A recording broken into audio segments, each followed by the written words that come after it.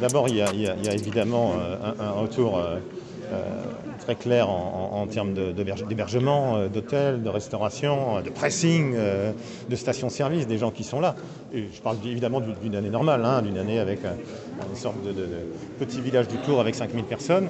Il y a par ailleurs tout ce qui n'est pas vraiment quantifiable, mais la campagne de communication extraordinaire qui est offerte, que la plupart des collectivités ne pourraient pas se permettre.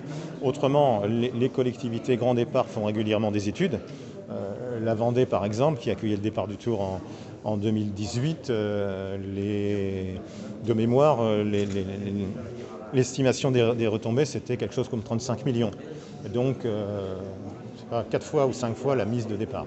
Chaque grande ville-étape ou d'arrivée, ne parlons pas de Paris naturellement, est attachée à organiser un moment ou un autre un événement comme celui-là.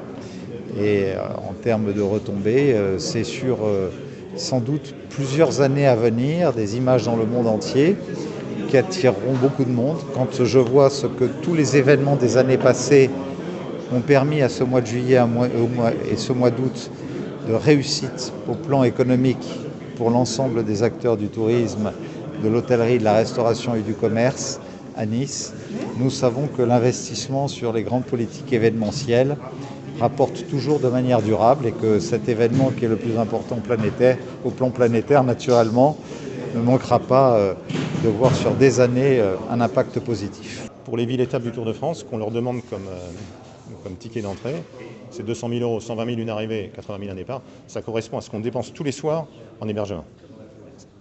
Tous les soirs, on dépense 200 000 € pour loger l'organisation du Tour et les coureurs. Donc immédiatement, l'argent qu'on demande, immédiatement, sans tenir compte des journalistes accrédités, sans tenir compte des gens qui viennent, simplement l'organisation, on remet immédiatement dans l'économie locale le ticket d'entrée qui a été donné par la collectivité. Nous sommes tous avec le Tour de France, nous jouons le jeu, nous avons donc installé dans nos vitrines le kit que la ville de Nice nous ont offert pour mettre en évidence le Tour de France. Comme vous pouvez le voir au Vieux-Nice, vous avez des fanions, vous avez donc une décoration pour le Tour de France et donc ça va être bénéfique pour nous les commerçants.